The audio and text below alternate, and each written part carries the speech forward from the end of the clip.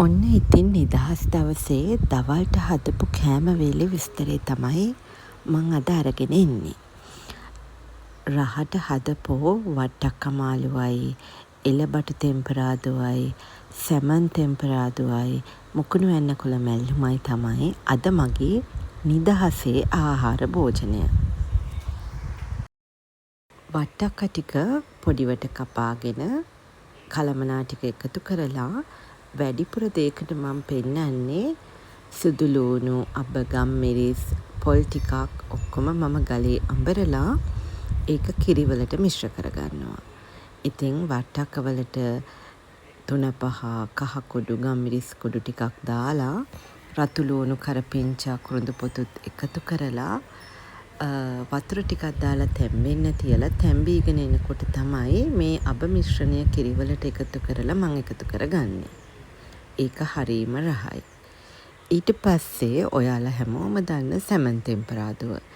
ඒකට මම ඉඟුරු සුදු ළූණු ටිකක් තලා ගත්තා. ඊට පස්සේ බී ළූණු, තක්කාලි, අමු මිරිස් ටිකක් කපා ගත්තා. ඊට පස්සේ තෙල් ටිකක් ලිපේ තියලා ඒකටම ඉඟුරු, සුදු ළූණු, එතකොට බී ළූණු, තක්කාලි, අමු මිරිස්, කරපිංචා මේ හැම එකක්ම එකතු කරලා හොඳට තෙම්පරාදු කරගන්නවා.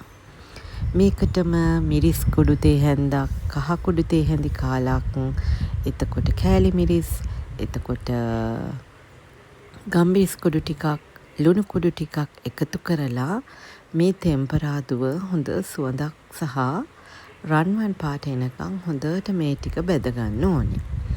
ඊට පස්සේ හොඳට කෑලි වෙන් කරගත්ත සැමන් ටින් වල තියෙන මේ සැමන් මාළු ටික එකතු කරලා කලවම් කර ගන්නවා. මේක ඉතින් හරීම රහයි. ඊට පස්සේ මම කරන්නේ එළබටු ටිකක් තලාගෙන ඒකට කහ කුඩු, මිරිස් කුඩු, 3-5 කුඩු, කරපිංචා, රතු ළූණු, උළුහල් ටිකක් එකතු කරලා හොඳට කලවම් කර ගන්නවා.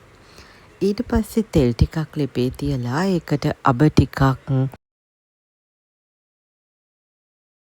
ළූණු ටිකක්, අල ගෙඩියක් හීන්වට ලියාගෙන ඔක්කොම එකතු කරලා අප ටික පිපිරෙනගෙන එනකොට ඒකට අර මම කලවම් කරගත්ත එළබටු මිශ්‍රණය දානවා.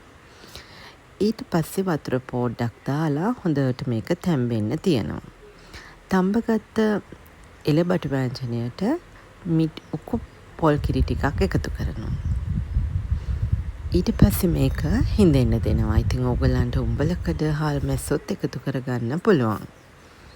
දැන් ඉතින් මගේ නිදහසේ ආහාර භෝජනය සම්පූර්ණයි. කිරට, මිරිසට, තෙලට ගලපලා ඔන්න අද ඉව්ව නිදහසේ ආහාර වේල. සැමන් තෙම්පරාදුවත් එක්ක මේක මාරම රහයි.